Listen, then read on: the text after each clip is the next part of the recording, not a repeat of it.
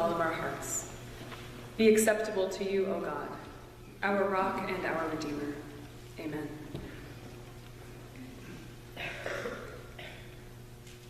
Sometimes we are Lazarus, in the tomb of life, living but barely, wrapped up with pain and suffering, somewhere between life and death. Maybe just because we are having a bad day, maybe we stepped in some dog poop, and then we spilled coffee on our lap, and then had an outburst at someone because we were at our wits' end. Maybe our soul is steeped in the anxiety of our times.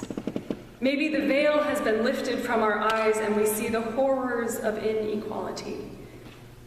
Or maybe we just received a scary health diagnosis and we are looking at our body and at God with dismay. Maybe we are in trappings of our own making. Or maybe we are depressed, can't get out of the doldrums of winter. Sometimes we are Lazarus.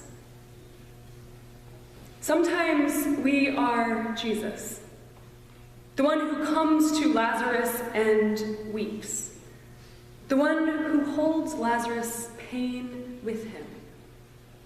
Jesus wept, the shortest sentence in the Bible. Jesus cries along with Lazarus, Lazarus who is beloved to Jesus.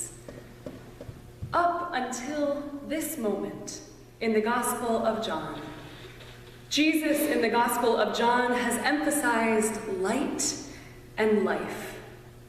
I am the life, I am the light of the world.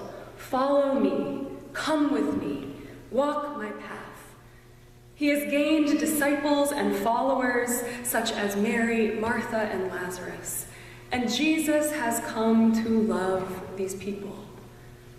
This text is the central story in the Gospel of John. It is a turning point that shows the heart of the gospel, the heart of Jesus, and it foreshadows Jesus' own death and his love offering of his life. Up until this chapter, the Gospel of John has used the words light and life 82 times. And after this chapter, the Gospel of John only uses these words 6 times. After this chapter, though, Jesus uses the word love 31 times, compared to only 6 times leading up till now. This gospel is a hinge, and it unveils something about the focus and the ministry of Jesus and how his path began to change. While we are caught in between life and death, our purpose here on earth is to love one another, and that is not a small or easy thing. We are to love God with all of our strength and our heart and our mind, and to love our neighbors as ourselves. And I admit, I much prefer to be Jesus than Lazarus. I want to be the one who comes to your side and cries with you, who helps carry your pain. When we have an opportunity to help someone and walk with someone, we feel good. We feel like we are living our purpose of love, but it feels vulnerable to be Lazarus, because that is when we need Jesus the most. We know we are supposed to be Jesus to one another, but sometimes we need a little practice or a little help being Lazarus. A friend of mine caught a lump in her throat about a month ago. She went to the doctor. She quickly got diagnosed with tonsil cancer and had surgery to remove the lump about a week later. She was lucky it was quick. She invited me to sit with her the day she got back from the hospital, and I was in awe of her vulnerability. She couldn't eat without tears. The visiting nurse came and had to dress her wound and lift up her shirt. I took notes for her from the nurse because she was on so many drugs she couldn't remember. She gave me the gift of being Jesus to her, and I was so rewarded by this. And as I was leaving and as more people were coming, she had a whole schedule of people to visit her. She told me, I have a feeling that people come to my aid not just to help me, because they want to bond with me, she said, because they are really getting something out of this as much as I am. Wow. It's hard to be Lazarus. It's hard to be that person that needs help, that asks for it, and then receives it. I admit that I resist being Lazarus at all costs. This is part of my sin of needing to have it together at all times. Is anyone else with me on that? How do we actually let people show up for us? When Jesus shows up for Lazarus, Jesus doesn't say, all things happen for a reason. Jesus doesn't say, if you would only look at it this way, if you would only think positive, you wouldn't feel so sad. Jesus doesn't say, God never gives us more than we can handle. Jesus recognizes that Lazarus is dead and goes to Lazarus and Mary and Martha and the others who love him, and Jesus weeps with them. He feels with Lazarus. He doesn't search for the perfect words. He shows up and he loves. How do we actually allow people to show up for us? This is where Mary and Martha come in, I would argue. Go get Jesus, they say. Go get the person who is most equipped to care for him. Mary and Martha make the connection. They too are beloved. Jesus weeps with them too, but they are the ones who say, this connection needs to be made. And today, I want to be Mary and Martha for you.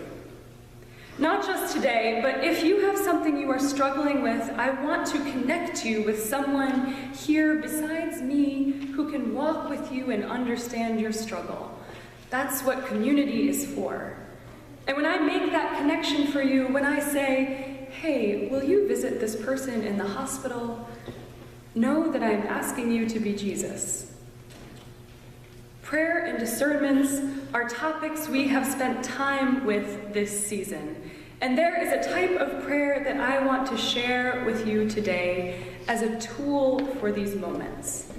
When words won't work, when a moment is so tender that all you can do is lift that reality up to God.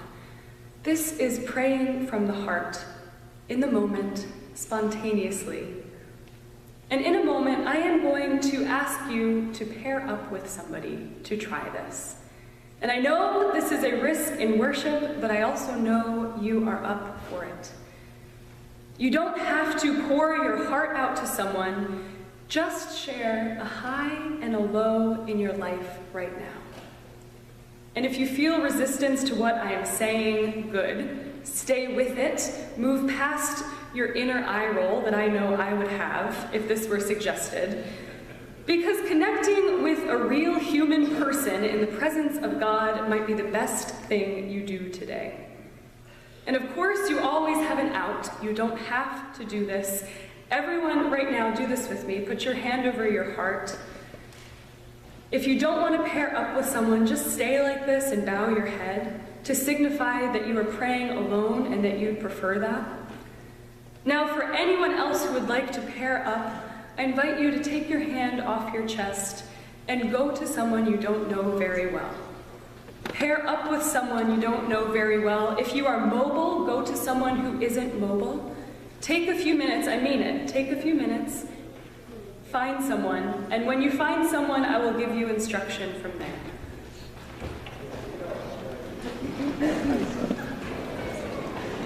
Oh, good. Katie?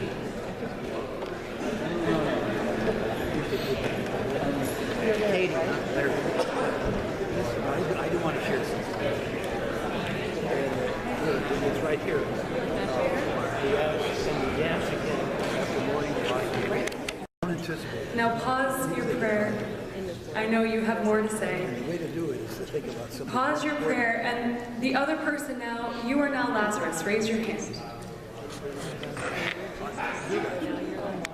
To your seat. You just did something really special, and this was a risk. And Jesus only heals Lazarus. Lazarus only rises because Jesus has gone low with him first, has gone to his reality. Lazarus only comes out of his tomb because Jesus has gone and wept with his family and with Lazarus. And as a final closing, I want us to speak to the voice of Lazarus within us with the voice of Jesus. Do you remember what what Jesus says to Lazarus when he is in the tomb? We are all Lazarus sometimes. And we speak the words of Jesus to other people to come out. Do you remember the words that Jesus says to Lazarus? Come out. Say it with me. Come out. There is so much that holds us back from life and from love and connection. Let us invite that part of ourselves to come out. Say it again. Come out. Say to your neighbor, come out. Whatever is holding you back from life and love, maybe we are attached to our pain. Tell yourself and your neighbor, come out. Say it again, come out. Come out. Say it again, come out. There is more life and love waiting for you. There is a world waiting for you to break free into it. Come out. Let us love freely, for that is our purpose. Let us prepare our lives for the resurrection of Jesus, for that promise, that life, that light, that hope that always has the final word. I invite you one more time, come out. Come out.